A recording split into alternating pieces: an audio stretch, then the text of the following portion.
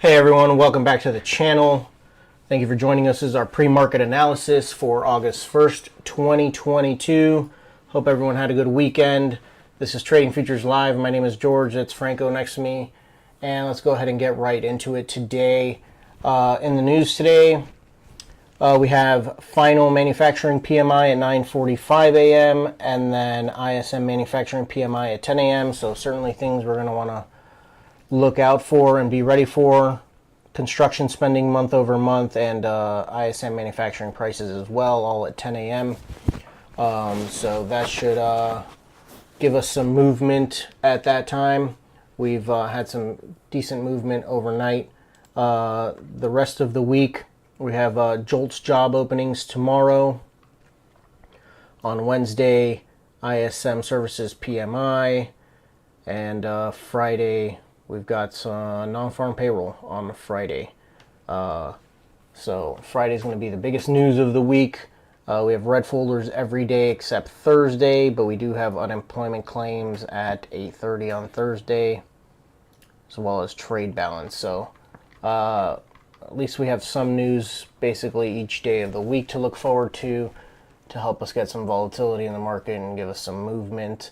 If we go ahead and take a look at the markets overnight, and compared to last Friday, we are still inside of Friday's candle. We have been breaking down quite a bit in the last hour, though, breaking the overnight low on all four indexes, all four major indexes here to the left. I've got the ES, the NQ, the YM, and the Russell.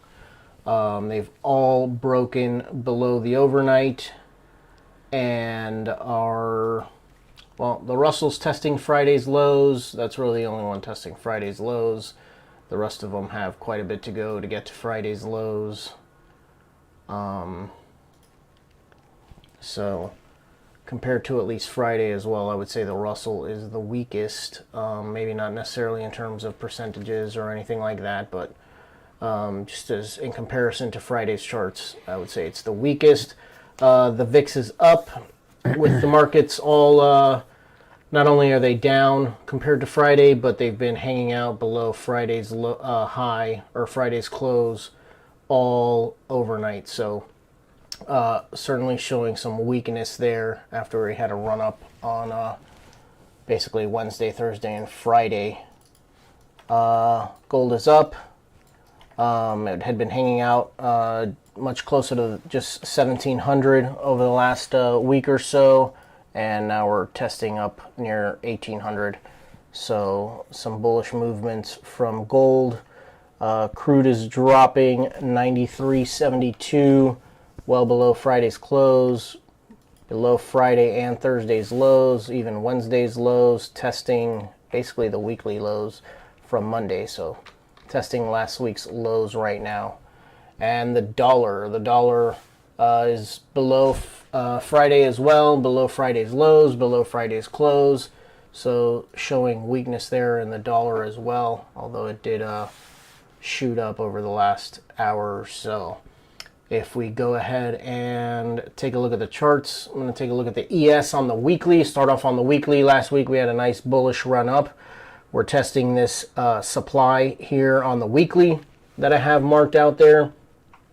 Still neutral, bearish on the weekly, still creating lower highs and lower lows. We'll see if this week we maybe break this zone to the upside. But I do have this trend line up here that if we do break out, I would likely expect it to hold, and as well as the zone that we're in. So I'm very neutral this week. As far as the weekly candle goes, it can really go in either direction, and it can even just be another like doji candle after the run up of the last couple of weeks. So I'm not going to be overly aggressive, I don't think, on the weekly. Even if, let's say, it breaks out above last week's high, we still have plenty of supply there to work with. If we go ahead and take a look at the daily we did break out of this trend the week before last, and we've continued this upward trend on the daily. So over the last 2 weeks, but again, it is in this supply that we have up here. On the daily, it's pretty ugly supply, but it is some supply for the moment, so we're going to want to see how it reacts off of here, and not get too crazy there either. I'm neutral on this daily as well right now. I was neutral bullish when it broke this trend line, but we've finally come up into some supply, so my bullishness is going to be paused for the moment. And then if we go ahead and take a look at the 30, let's go ahead and take a look at this 60. Again, we've broken down in this last hourly candle. From last hour, we broke the overnight low and the tight range that it was in most of the overnight. We still have quite a ways to go to get down to here of a nice base rally here on the hourly candle. That also coincides with Friday's lows. So that'll be my zone to the downside. This is the large daily and weekly zone that I have up here, but I'm gonna overlay it with another smaller zone, which is basically Friday's highs and the overnight high. So this is going to be my initial resistance level up here. My initial supply will essentially be Friday's lows, although my pre-market will be the overnight low, but I'll put a line there at right now. So those are going to be my levels going into the open. My if-then statements: if we break out above, I will look to get long.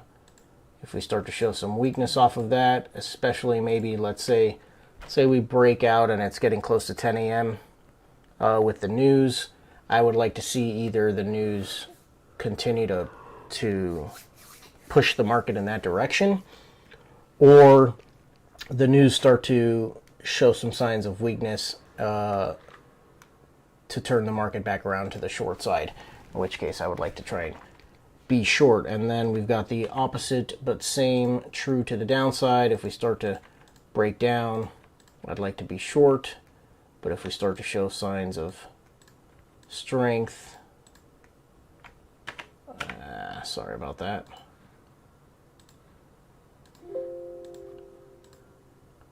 I will look to get potentially long there. All right, guys, so those are my if-then statements. Let's see if Franco's got for us today. Same thing every day. The DXY, the almighty dollar, is coming back down to a very interesting areas. Remember, guys, this is a supply zone from 2002, and this is the retracement that we're having right now. Completely normal within the type of movement of the dollar. We based here, we're starting to break down, right? This pivot and pivot high, these two pivot high are zones that I want to take I want to be careful of for the dollar to turn around. Now, what happens every time one thing goes down? It encounters more buyers, right? So if you see here, the dollar is dropping and the market is dropping too. That tells me that is the dollar being bought? Most likely it's being bought right here. So the market, dollar started to go up at 5:30, right? The market started to go down like at 8 o'clock, more or less. Okay, so the dollar, I think, is encountering buyers here, and I want to pay attention to this area. This is a 30-minute. Let me see if I can get you a better picture. This run up is a very important area, right, at the London Open. This was July 5th, right, after the 4th of July, that week. This area for sure is gonna bring us some buying power. So I want to pay attention when the dollar comes back down here. I want to take a look at the market. So if the market has started to come down is because the dollar is being bought, and we might have the continuation of the bullish pattern for the dollar.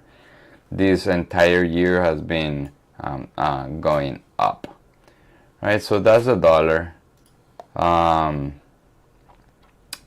don't think the dollar is gonna turn green today, but certainly for me, this area is gonna cause some trouble for the shorts.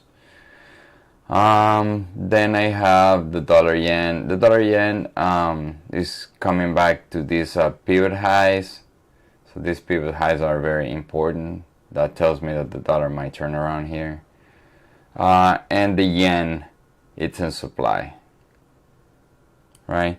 For the euro dollar, still far from the supply that I have. So we'll see what happens here, if it gets to the supply or if it's starting to break down. About the yields, bond yields. Bonds are being bought. Yields is down again today. Not much, but it certainly have give up some of its gain from the year. Since this is an area that we were at the beginning of April, right? So we went to, on the bond yield 10-year, like 3.5. Now we're back down to 2.65. That's all I have for today. For me, is a neutral bearish day. I thought we were going to hold this area of interest of 12,950-ish for the NQ, but certainly the ES, which is a larger market, is driven the rest of the indices, right? The ES hasn't broken this pivot high created in May. So yeah, the Nasdaq is outperforming the ES in that regard. The Nasdaq broke to the upside, but this is a very important pivot to be held if the trend is to continue to the upside. I wanna see this area to hold if we're gonna have some bullishness in the near future. If this area does not hold, I think we might break